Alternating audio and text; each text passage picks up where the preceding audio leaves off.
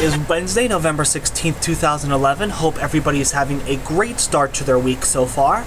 And today I'm going to be doing my list of 5 of my 5 favorite Nightwish songs. If you guys don't know, Nightwish is a fantastically awesome, epic Finnish metal band that's been around since the late 90s. And they're just releasing their new album, Imaginarium, later this month, but it's not coming out to the US till January. Oh.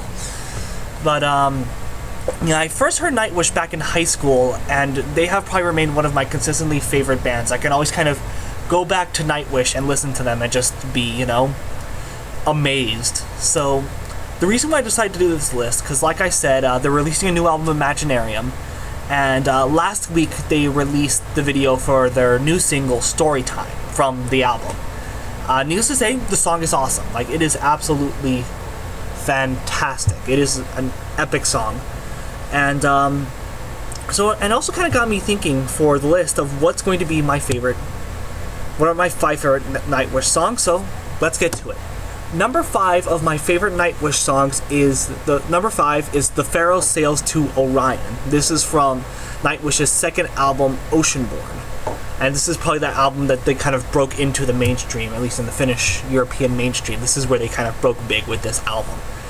And it's essentially a 6-minute epic, and just really what makes the song go so great is A, like I said, the epic nature of the song, and B, like the differences in the vocal styles. Essentially, you have Tarja Turunen, who was Nightwish's first lead singer, who is very classically trained, is very operatic, has just a magnificent voice. And then you have Tapio Wilska, who is the singer for this band, Fintroll. He has a very death metal grunt voice, and the brutal dark voice of Tapio with Tarja's majestic operatic voice stand in complete contrast with one another. And it's but it comes together really well for this song, and it just has an epic feel. It has two almost this like piano, like he doesn't use like the synths at all, like the synthesizer sounds or anything. It's just straight up him playing the piano, and it's absolutely epic, and it's just fantastic. So number 4 of my 5 favorite Nightwish songs is The End of All Hope. This is from Century Child, which is their 4th album. And the song is on here mainly for sentimental reasons. I mean, it's a really awesome song. It's a really epic song. But this is also the first song I've ever heard from Nightwish. What happened was I was looking through Final Fantasy AMVs back in the day, back in high school. And I stumbled upon this. Not stumbled upon like what we associate as stumble upon now, but literally just happened to find this video with this song on here. And at the time that I listened to it, I wasn't really into Dragon Force or anything. I was kind of already getting out of Dragon Force. This is probably the most epic thing I've ever listened to in my entire life, up until that point. I decided to check out more Nightwish, and the rest is essentially history. So, number 3 on this list is... Sorry, I had a little brain fart there. Number 3 on this list is The Poet and the Pendulum, which is the opening track of Dark Passion Play, which is their first album with their current singer, Annette Olsen. Automatically, this song should have dispelled any complaints about her singing abilities. Of course, it didn't, because people are still arguing about it today. For you guys who don't know, who aren't huge Nightwish fans, essentially what happened was that in 2005, after the world tour for Once, Nightwish, they fired their first singer, Tarja Turunen. And what happened was they spent a few years after that looking for a singer, and they found one with Annette Olsen. And Annette Olsen, her singing style is completely different from Tarja's. This was intentional because the band recognized that Tarja was, vocally wise, was unreplaceable. So they decided to go for something a little bit different, which Annette has a more standard singing voice. Not that it's bad, but it's not something that we haven't heard before. And a lot of people think, oh, she's not going to hold up, like, Nightwish sucks now. It started this whole debate, like I said, which is still going on today, which is, almost 6 years after Tarja left the band, and about another, 4 years after Annette's been singing with Nightwish. And it's ridiculous how these debates are still going on. And But that's enough for today. Let's talk about the song. The song is a 13-minute long epic. And it's like 2 or 3 different songs rolled in one, like in these like motifs. But it all really blends together so seamlessly, and it just has this one main theme, and it's just, you know, if like something happened to the world and each band had only one song to be remembered by, I think Nightwish should choose Poet and the Pendulum. It's really just that fantastically epic, beautiful song, and it's just absolutely fantastic. And okay, so let's get on with the list. Number 2 is Over the Hills and Far Away. Now, this isn't a Nightwish song. It was originally, they covered it off of Gary Moore, and it's probably one of the, like, Nightwish's cover is really good. I mean, Gary Moore's version is excellent, but Nightwish just takes the song, makes it their own, adds their own epic twist, epic feel to it, and it's, like I said, it's one of the most epicest, yes, that's a word, most epic song ever. I mean, it is referred to, again, this song is kind of on here mainly for sentimental reasons, again, like The End of All Hope, because what happened is that me and my group of close friends, I just got out of class, so I'm sorry, I'm a little bit cuckoo.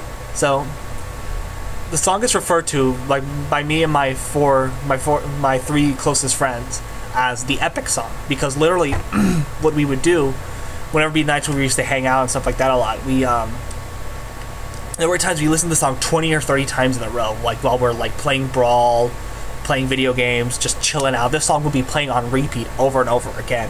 It's one of my top played songs on my iTunes list because the amount of times that me and my friends have listened to it over and over again. And the amazing thing about it is that as we kept listening to it, it never got old. So whenever I listen to Over the Hills and Far Away, it sort of reminds me of all those times. It reminds me of, you know, all those times hanging out. And also, like I said, the song is just pure epicness. I mean, it's just really a fantastic song.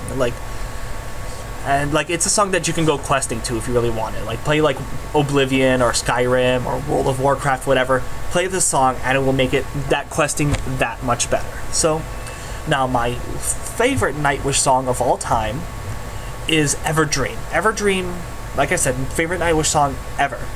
It was the first single off of Century Child, which kind of represented a shift in Nightwish's tone. Their first 3 albums, which were Angels Fall First, Oceanborn, and Wishmaster, their music, while it was epic, while it was metal, it was much more, not whimsical, but it was more rooted in fantasy and in that sort of thing. Very, very rooted in fantasy. Like, if you look at Elven Path from Angels Fall First, it references Lord of the Rings. Wishmaster also references Lord of the Rings, the song Wishmaster. And there's a lot of references to fantasy, to mythology, to Lord of the Rings, to, you know, to all that sort of stuff. And what Everdream, along with Century Child, kind of represented was a shift in Nightwish's tone. And they kind of covered more darker, more serious territory. The music became less fantastical and more into the epic, more into the sounding like film music, essentially, which was Tuomas, who is the keyboardist and chief songwriter of the band. His main goal was to kind of turn the band into something covering film music, and that like epic film music. And it's clearly evident that with Everdream, you really feel that sort of cinematic feel to it. And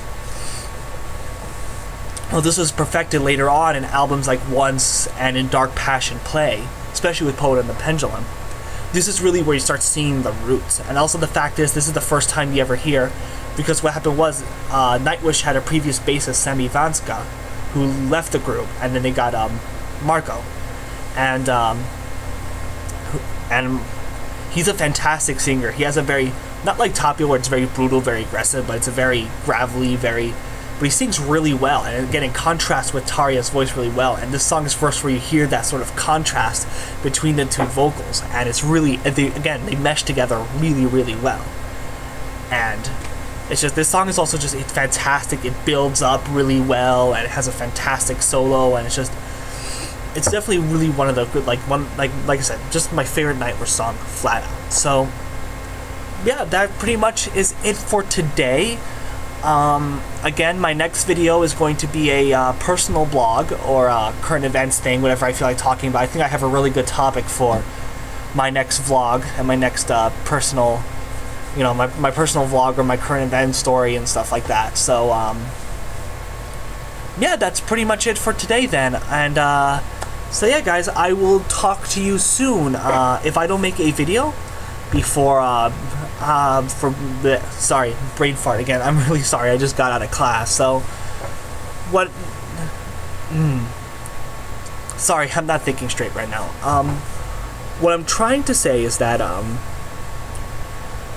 that if I don't make a video before the end of the week, just so you know that if there's a change of scenery, that means I'm going to be back home. Next week is my Thanksgiving break, so that's where I'll be. So, alright, that's pretty much it. I can't believe it took me about a minute to say that. Again, I apologize, just got out of class, my brain is mush, so forgive me. So, alright guys, I will talk to you later then. Alright, peace.